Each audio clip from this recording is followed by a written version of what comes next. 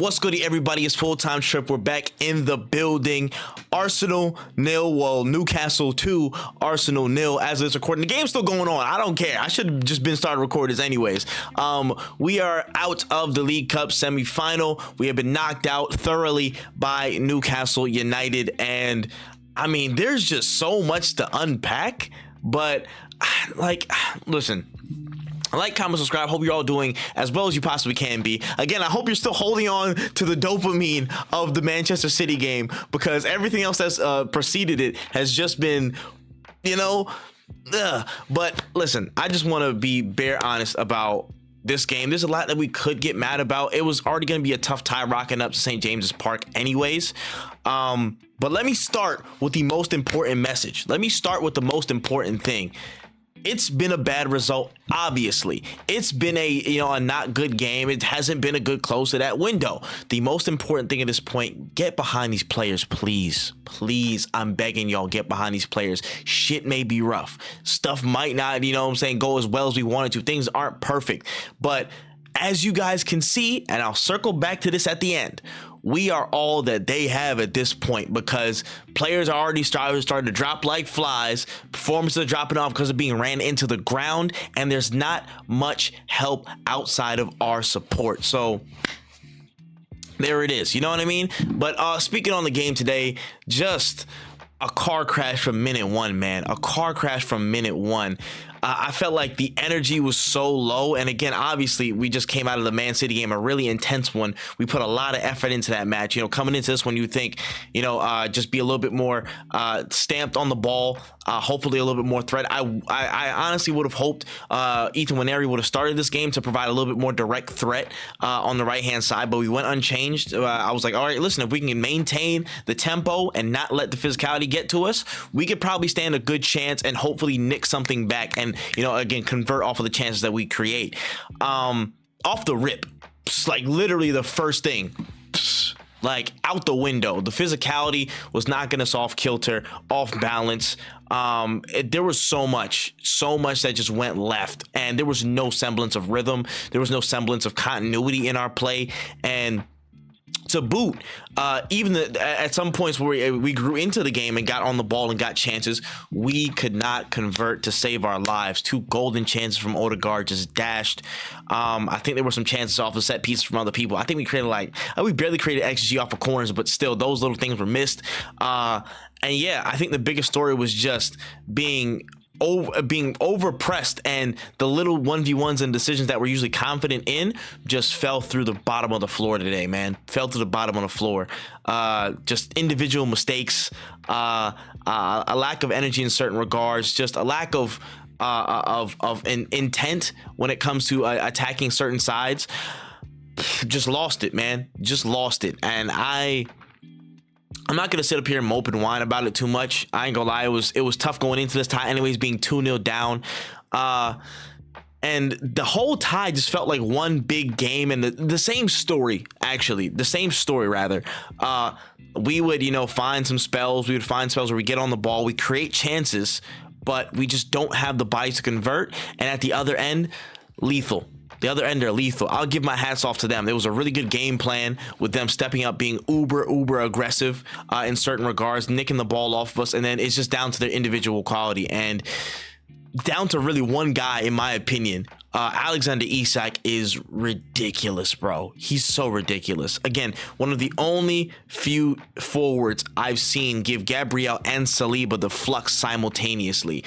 Today it was much more Saliba than Gabriel, but he is undoubtedly one of the world's best strikers, and you see that today, man. Just the running, the nuisance in the attack, just again tireless, relentless.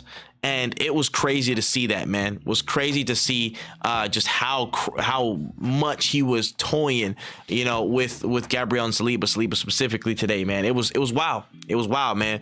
But yeah, outside of that, they pressed really well. They were physical to a man. You know what they were gonna do. Go man to man, get really physical with us. Again, try and jump the gun and get really tight to us, try and force mistakes, try and force the ball off of us in a lot of different situations. And it was up to us to try and get around that, pass crisp, be solid in our decisions, and when the time comes to open them up, be clinical. And we did none of those things. None of those things, honestly, for more than 10 minutes. And I mean, holding the ball, probably we couldn't even get past the first stage of that. We just felt disjointed, felt just really, really just lackluster, man. Lackluster, you know? And I can get to some of the specifics, excuse me. Just nobody had a good game. I don't think anybody had a particularly good game, honestly, in my opinion. Miles Lewis-Skelly, I think, had good spells. I think probably the best of the bunch, in my opinion, if you had to put it on somebody. I just, again, put himself about well, got involved with the defensive efforts. Forwards didn't really lose the ball too much, kept carrying, did what he normally did, you know, but everybody else, I can't really say were above him in that regard. Just ineffective, man. Just ineffective. Just attacking just felt so like, again, just without a punch, without a bite, toothless, you know. That sucked to see today. The midfield just got overran, and I felt like it was too isolated at certain points in the game, and we just couldn't get the momentum that we needed to just build on it, get over the ball, get some rhythm, get some, again, continuity and dominance over the ball. Just, you know, and their game plan to exploit that space in behind, and the frailties today, just, again, uncharacteristically bad. You know what I'm saying? That's a collector's item, in my opinion. That's not a usual day at the office for Gabriel and Saliba when it comes to dealing with certain things. But it has highlighted certain issues, like, again, Saliba dealing with aerial threats. A little bit, again, this decision making on the 1v1s when it comes to balls in the air. On the floor, he's dynamite, you know what I mean? But in the air, when things are a little bit in flux, it gets a little bit weird for him.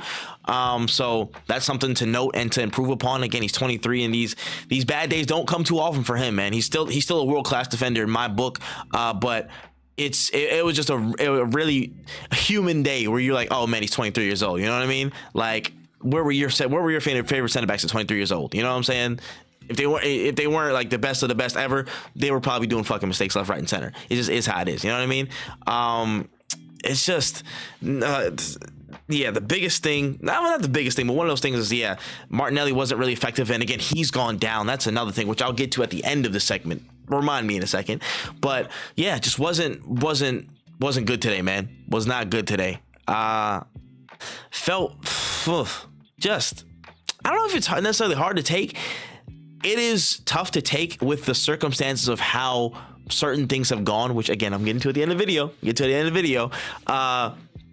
Just a rough day at the office, man. Rough day at the office. Just felt ran down, ragged, and it didn't help that we ran into SJP with that level of intensity, that level of inventiveness, honestly, in Eddie Howe's game plan too. Credit to them, fairs. We just weren't up to the task today. And the fitness of the squad, the health of the squad is just exacerbated. You know what I'm saying? It's put under a microscope now, and the quality in front of goal, it's just exacerbated. Things that could have bailed us out. Again, you look at the difference today. They had a great game plan. They had great energy. But when it came down to it, their forward play was absolutely stellar. You can't fault that. The hard running, the hard yards, and when it came to the little nous to get into the box and get these little goals and get these little moments open. Again, Isak is just banging the post, bang with all of his force, open it for Jacob Murphy, and the second goal comes off a mistake, but then they pounce. You know, no hesitations about it. There was a couple more times they should have scored too. Gordon got the goal a little bit past the halfway line, and Raya was off his line, and the goal could have easily went in. You know, just. There's so much I could take stock of, but I'm just like, yo, man, there's I don't know, man. I don't know. It's just a tough day. To me, it's a tough day, man. I don't know what to tell you. It's just been a rough day. Havertz as well didn't have a good game either. But there's enough people slagging his name off or whatever. So, you know, that's in the air. Just know that is in the air. Like, it's different. It's just a rough day. But I will say this. I want to get to the most important point of what I really was thinking in my mind about this entire game. The squad is a squad. And throughout this entire thing, there was just no thought to help any of these guys with reinforcements. Not a singular thought. And looking at Martinelli going down, obviously he didn't have a good stint, but him going down with a hamstring injury, and that could rule him out for a number of weeks, potentially a month plus. So Havertz, Trossard, and Ethan Nwaneri are our three foremost attackers. They're the only ones left. The only ones game ready. Sterling is not a starter.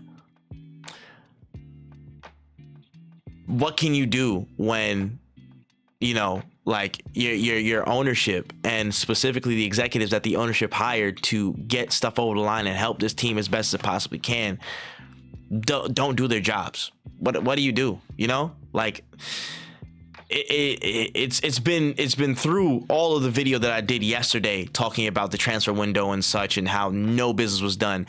Again, and I didn't mention that in that video, but even in this, I was looking through all the reports and what people were like putting through. Apparently, we wanted to get, again, Vitor Rice, who went to City, and Naipan, who didn't go anywhere. You know, even two youngsters, just two bodies to help us in any regard. Didn't even get those. Didn't even get those guys. You know, so it's funny to me seeing this team dead on their legs and knowing that this executive team did not a damn thing about it. They're closer to the situation. They see the everyday more than us. So by some reason, you're seeing these guys on their last legs and you're thinking, yo, it makes sense. Let's risk everything that we potentially have this season. Despite all the shortcomings, we've put ourselves in decent positions to fight in the league and fight for the Champions League. Nah. Just don't buy Isak, or not Isak. Don't buy Watkins. You know, don't go and try and force something for Sesko, even if we have to, you know, pay a little bit more, even though we have the financial headroom more than often.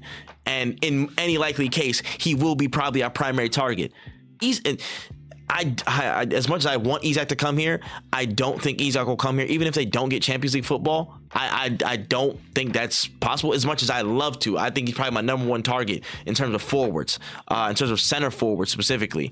I don't know if that's even going to be feasible.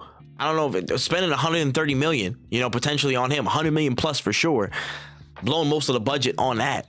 And when we need other reinforcements now, when who knows at the end of the season what the injuries are going to look like. You know, that's where I'm at, bro. I felt like this team got abandoned, man. Arteta got abandoned. These players got abandoned, and it's really, really dumb to me. And it's happened for 2 windows now. Basically, we've gotten again a couple of good signings where they'll definitely help the squad and definitely you know, add to things. But the glaring bodies and issues that needed extra help, when there was headroom to add that and say, yo, let's give you a full clip. Let's give you everything you need. And so there would be nothing else to speak on from our end. We want to give you everything you need to succeed, all the tools that you can, you know what I'm saying, as best we can. Haven't done nearly as much. Down to Edu when he was still here and before. Giving me Rodrigo Muniz. You know what I'm saying? And even at that point, that's a body, but you want him to lead our line? You want him to be the striker? Come on, man. Come on. It's just funny seeing, like, it's hard. I'm not going to stop caring. I'm not going to stop caring about this team. I'm not going to stop supporting this team. I hope they get as much full rest in Dubai as they can and kick on, because there's still stuff in the Champions League. There's still stuff in the league to fight for. You know what I mean? But it's just pretty damning when you see how dead this squad has been, and how far this squad's been pushing themselves, and how dead they are, exerting themselves so much. And the people who are closest to the situation from an executive level just don't see the need to help them, you know? So that's why I'm always adamant about trying to give our energy and give as much as we can to the team as we possibly can as fans. You know what I mean? I know it may not amount to much, or some people don't think it's much, but what can we do? Nobody else is there to help them. So, you know, it's one of those where, this board has put us in a funny position, boy. But we kick on, man. Dubai break, thank God. Give them some rest, and then we go again. I believe in the middle of the month or towards the end of the month against Leicester. Then we pick back up, and then we'll see where we go from there, bro. That's all we got, man. But let me know in the comment section below what you thought about the match, performances, all that good stuff. How we're gonna carry on for the rest of the season. Whatever y'all thinking of, let me know in the comment section below. But I'm about to go eat some food. I'm about to go enjoy the rest of my night.